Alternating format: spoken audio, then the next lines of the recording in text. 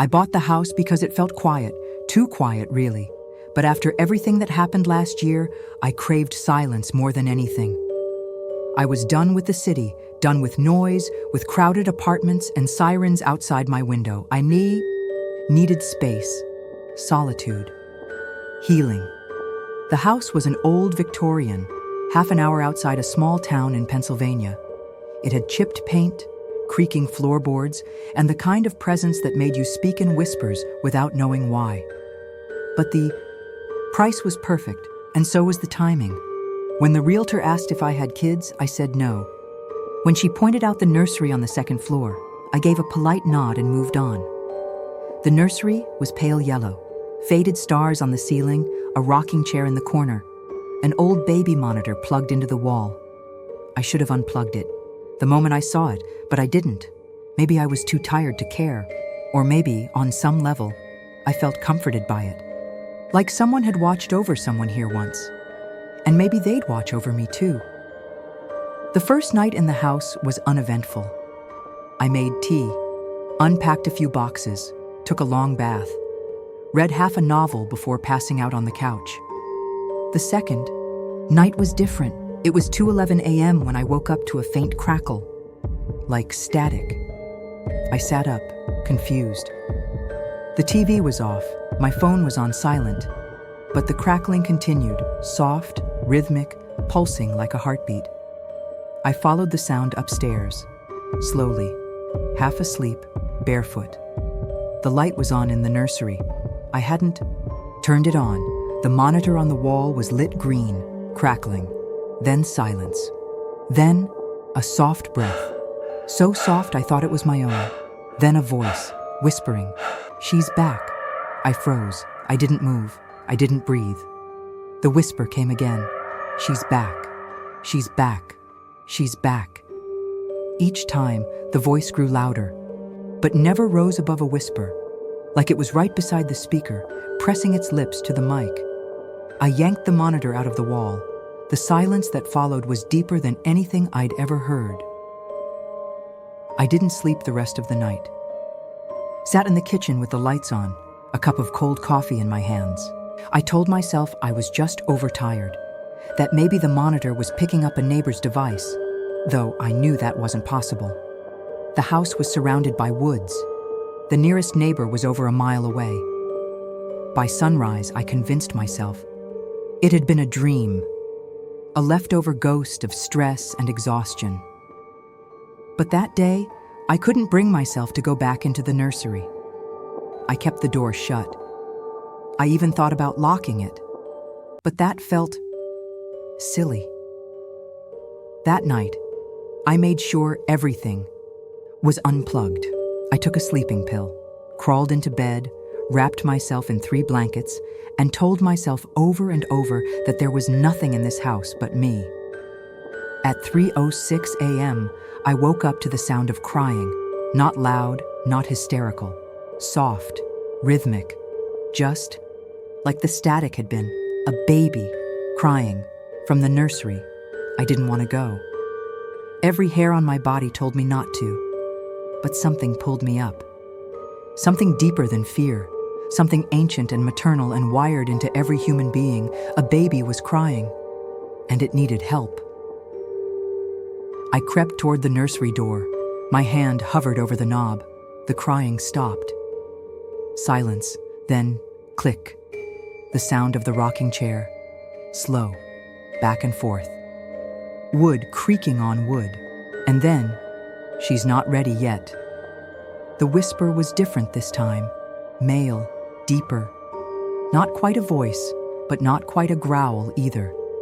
Like someone was trying to imitate a human whisper, but had never actually spoken before. I backed away from the door, then I ran.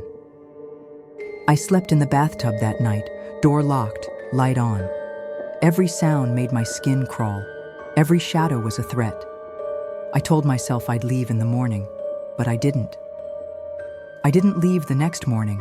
I don't know why. Maybe part of me thought I could still fix this, that the house was just old and strange and needed time to feel like mine. Maybe I didn't want to run away again. I'd already done enough of that in my life.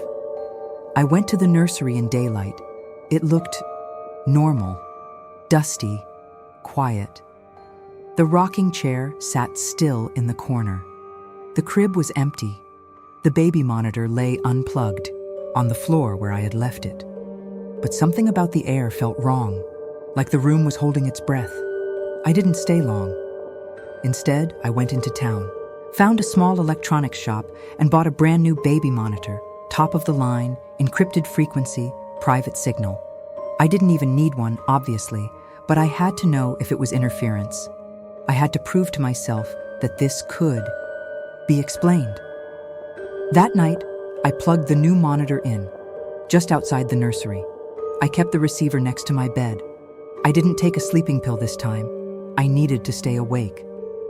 The house was quiet for hours, and then, at exactly 2:59 a.m., the monitor turned on. No static, no crackle, just breathing, long, shallow breaths. In, out, in, out. Then came the sound of tiny feet on the wooden floor. Pitter, patter, pitter, patter, like a child walking slowly in circles. I sat up, heart hammering. I didn't want to go upstairs. I didn't want to see what was in that room. But my body moved on its own, legs carrying me like I was being pulled by a string. When I reached the top of the stairs, the nursery door was open. I hadn't left it that way. And inside, the rocking chair moved. Rocking. Rocking. Something sat in it, just out of sight. A shape, a small silhouette, not quite a child, not quite human. And then I saw it, glinting from the shadows. 2 eyes. They weren't glowing. They weren't menacing. They were sad. Deep, old sadness that made my stomach twist. "Why won't you pick me up?" the voice whispered. I slammed the door shut. I didn't sleep. I couldn't. I sat with my back against the door, heart racing, tears in my eyes for reasons I couldn't explain. There was something about that voice, about those words. "Why won't you pick me up?" Like it knew me, like it was speaking directly to something buried deep inside me. By sunrise, I felt like I hadn't just stayed awake. I'd aged. I packed a bag, tossed in clothes, my laptop, my keys. I didn't care where I went. I just had to leave. As I passed the hallway, I noticed something. The nursery door was wide open again. No, I had shut it, slammed it, even wedged a chair under the knob. It shouldn't have moved, but there it was, open, inviting, or warning. Inside, the crib was full, not with a child, but with dozens of small, old, yellowing baby blankets, folded neatly, stacked, high, each with a name stitched into the corner. Most of them faded, but one looked fresh, bright white cloth, neatly sewn, still warm to the touch. My name was stitched on it, Emily. I dropped it and ran. I made it to the front door, threw it open, and stopped. Outside wasn't right. It looked the same, but it felt off. The trees weren't swaying, though the wind howled. The sky was bright but not sunny. The birds were frozen on the branches like taxidermy, and the air dead. Like something had pressed pause on the world. I turned back, slammed the door, locked it. That's when the monitor in my pocket buzzed, a new voice, whispering, "Mail again." But urgent. She can't leave until she holds the child. I threw the monitor against the wall. It cracked. Sparks flew. The voice continued, no longer through the device, but all around me. She can't leave. She can't leave. Not until she remembers. My knees gave out. I dropped to the floor. My hands trembled.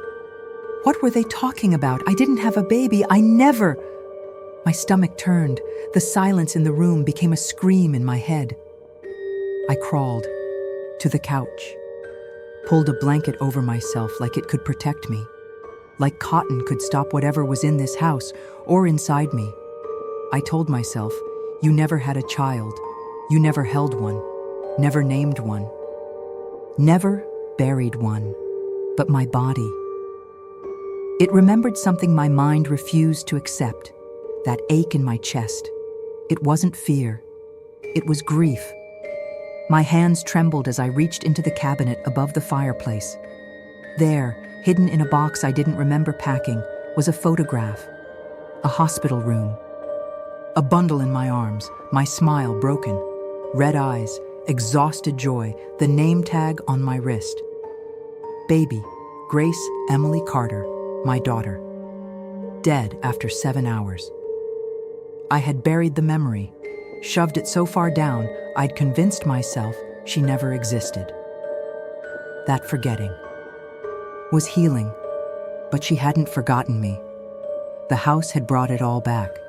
The nursery, the whispers, the voice that asked, "Why won't you pick me up?" It wasn't a ghost. It wasn't a demon.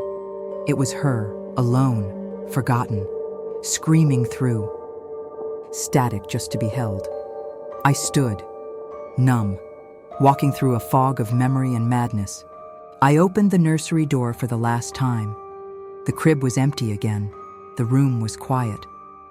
The monitor blinked softly on the dresser. I picked it up, and for the first time, I spoke. "I'm sorry."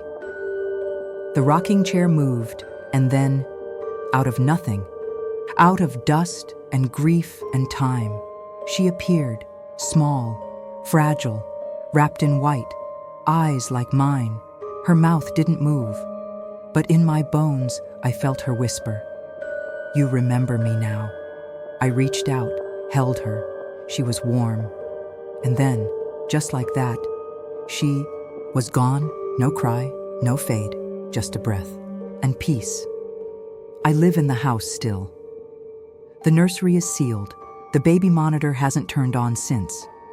But every now and then, in the quiet hours of night, when the wind doesn't move and the world holds its breath, I feel arms wrap around my waist, tiny, soft, a weight on my chest, not heavy, not dark, just familiar, and the voice, faint and full of peace, whispering in my ear, "Now you can sleep."